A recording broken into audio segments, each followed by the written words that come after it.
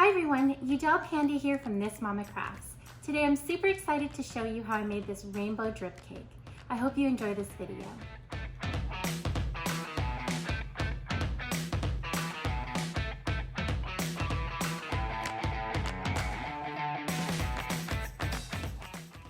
For this particular cake, I'm using 4 8-inch vanilla cakes and American buttercream.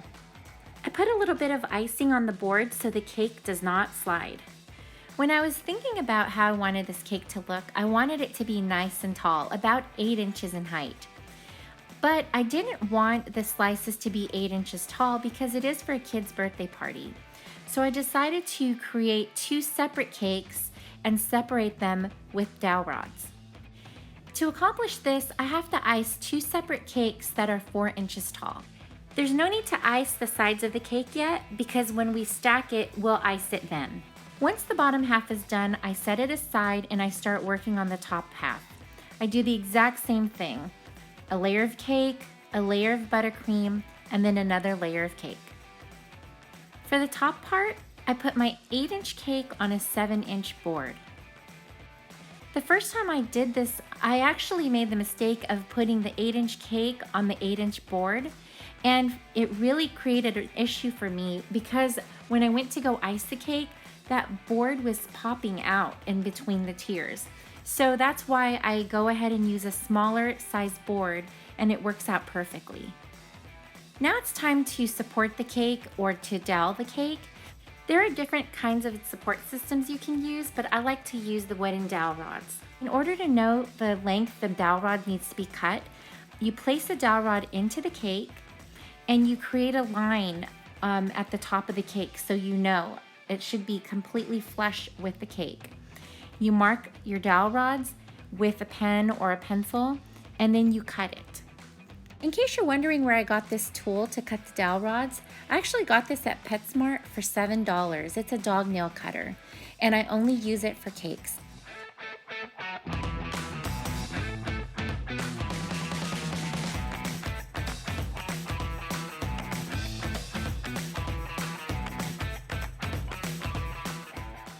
Once you cut the dowel rods, all you have to do is insert them into the cake. Now that those dowel rods are in place, you don't have to worry about the cake on top crushing the cake beneath it. For additional support, I put a center rod. All you have to do is sharpen that center rod and stick it into the center of the cake and hammer it in. You will hear that rod go straight into the board and you'll know it's secure. Before I start crumb coating this cake, I actually put it into the refrigerator for about 15 minutes. After I pull it out of the fridge, I apply a thin layer of frosting or a crumb coat.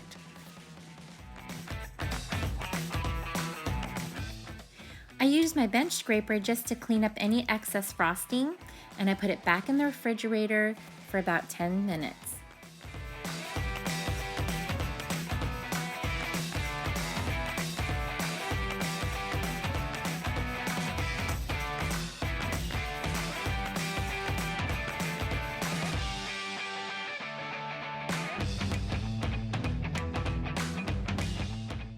Now it's time to apply the final layer of frosting.